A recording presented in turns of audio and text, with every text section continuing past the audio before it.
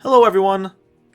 I'm so happy to see that 100 of you have decided to add me to your regular YouTube diet. A lot of work can go into getting one of these bad boys out, and it feels really validating to see all the comments and subscriptions. Really, it means a lot to me. So, in honor of this magnificent milestone, I've decided to make a silly little video to mark the occasion. My people, GoldenNova presents GoldenNova's top 100 monsters with 100 attack points! Okay, no, I'm just joking. If I tried to review and rank 100 monsters, I'd probably take longer to get the video out than the hiatus from after the first video. But, not to worry. We're just gonna scale it back just a bit and try this again. My people, GoldenNova presents GoldenNova's top 10 monsters with 100 attack points. But first, to keep this video compliant with the rules laid down by the Online Opinions Protection Services, OOPS requires me to preface any top 10 content with the caveat that the contents, and the sequencing thereof, is based solely on my opinion. While power level and historical context may play a part in said opinion, it'll be graded alongside other ephemeral qualities like silliness, coolness, and their ability to craft novelty wind chimes with nothing but a sharp rock and a dream. So, with that said, let's get started. Number 10. Batteryman Microcell. The scourge of the lunchroom circuit, Batteryman was a deck that had some pretty busted removal at low rarity, making it a titan against such decks as Normal Monster Beats or Cloudian. Imagine, you're staring down a set monster and you've just normal summoned your Dark Crusader. You're worried about a high defense stat, so just to be safe, you discard a Giant Germ to increase its power, and then you swing in. But you've been had! Not only does Microcell replace itself with a new fresh battery, straight from that weird drawer where you always seem to keep the spare batteries along with an uncomfortable amount of rubber bands and thumbtacks, they also get a free draw for their trouble. The new monster isn't even that important because they're just going to tribute it away for Charger, get another free monster, and then special summon an Industrial Strength. And God help you if they had the short circuit ready after that combo, because at that point you can kiss any chance of salvaging that game goodbye. Solar might be the battery man on everyone's minds now, but back then, Microcell was a macro pain to deal with. Number 9. Aeromage Jasmine. It's honestly kind of incredible that, in a game that abuses life points for cards like Solemn Judgment and Destrudo, we don't have more cards that just incidentally gain you life as part of other better effects. Hopefully the new Aeromage support and Chaos Impact will make up the difference, because I just love Jasmine. A free draw and an extra normal summon are both wildly powerful effects, and she's so gosh darn cute! But being tied to a life point gain trigger keeps it from breaking out into bigger strategies. It's nice that her Link evolution, Aromatherapy Jasmine, is a bit more splashable, but for now, I'll keep waiting for a playable retrain of Golden Ladybug. Number 8. Double x-saber Dark Soul. I remember the days when x-sabers ran rampant, and for good reason. With magnificent offensive monsters, a wealth of powerful recursive effects, and a suite of synchro materials that pumped out the most fearsome toolbox of extra deck monsters to date, x-sabers were a force to be reckoned with, and one of the key ways they put together their combos was with Double x-saber Dark Soul.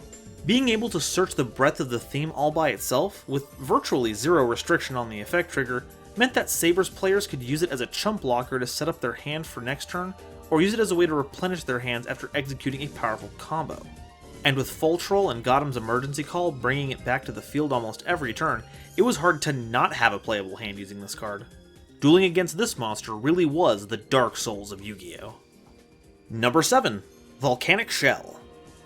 As far as advantage-driven trap decks go, Volcanics has got to be one of my favorites.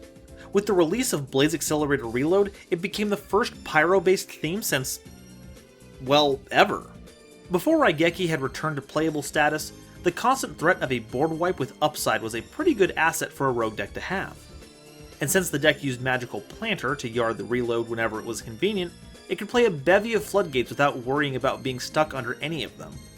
Combined with Royal Firestorm Guards and Volcanic Rocket providing longevity and great card economy, Blaze Accelerator Reload is a fond if not scary memory, and it's all thanks to Volcanic Shale. It really warms my heart. Number 6. D-Boys. Sure, they may have awful stats, have one of the least useful effect triggers in the entire game, and punishes you with damage whenever you use it despite not giving you anything useful in return, but come on! It's the boys! Number 5. Ronin Totem. Alone, this slimy samurai awaits in wild wetlands, waiting patiently for its next challenge. Or more likely to be tossed into the graveyard by a swap frog. Making its debut appearance as a key piece of fodder for mass driver FTK, it's now more commonly known as the second half of Totally Awesome in Paleozoic frogs. Ronin Totem excels at being a support monster, and frogs wouldn't be the same without him. But there isn't much else to say here, so I'll leave a little haiku here at the Blue Blade Master's request. Graves stacked high with frogs. Their many deaths will be avenged. Please ban Mystic Mine. Number 4. Sylvan Princess Sprout. Man, I loved playing Sylvans back in the day, especially when Soul Charge was at 3. But it wasn't just the busted Lonefire Blossom plays you could do, a lot of the fun was in the uncertainty. Excavating cards, hoping that just the right monsters were on top to combo off. And what was even more exciting was using cards like Mount Sylvania and Sylvan Charity to stack the deck. Legally, I assure you. Sylvan Princess Sprout provided the best of both worlds. You could tribute it to excavate the top card of your deck, but then you could just set her right back on top. Not only would you guarantee that cards like Hermitry would go off without a hitch, Princess Sprout would come back as any level you wanted, facilitating any Synchro or Xyz play you wanted to follow up with. And with monsters like Alcei and Aurea, you were never want for good options. I really enjoyed our time together, Princess Sprout. I'm sad that you had to leave, but I'm rooting for you. Number 3. Outstanding Dog Marin. I don't know what I have to explain to you. He's outstanding. Number 2. Glowup Bulb. At the turn of the decade, Glowup Bulb was released, and became part of a suite of plant-type enablers that would threaten mighty synchro monsters in quick succession. With an easy-to-fulfill revival effect, great level and typing, along with a lack of any kind of restriction, Glowup Bulb is arguably the iconic tuner monster, and is the standard by which all others are judged. Also, to top off all of its competitive prowess, it's got a big heckin' eyeball right in the middle. Like, what? It's so creepy, but I love it. Shame the zombies got him. He had a bright future ahead of him. It was positively glowing. Before we get to number 1, I wanted to throw in a couple of honorable mentions that I just thought were really neat. Big Shield Gardna not only has a beefy defense and kicked off the whole Gardna archetype, it's just a ruling's nightmare. I mean, how does a monster that's face down have an effect? Like, if its quick effect can be activated while it's face down, then why can't other quick effects happen while their monster's face down? I mean, sure, it flips itself up for its effect, but it's still face down in activation. How does Konami square that?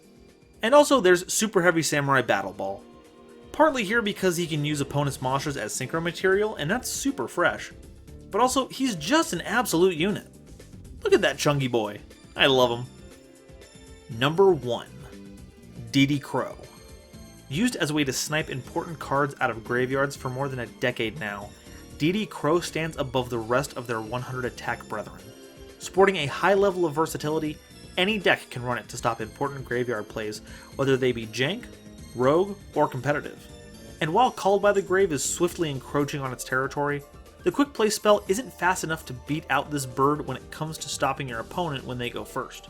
And if its iconic status as one of the game's oldest and most flexible hand traps isn't enough for you, it's a cyber crow with a frickin' mecha monocle flying out of a tear in the time-space continuum yelling its tiny little bird head off. That's awesome. And that's the list. Thank you all so much for the 100 subscriptions, and I hope you enjoyed the video.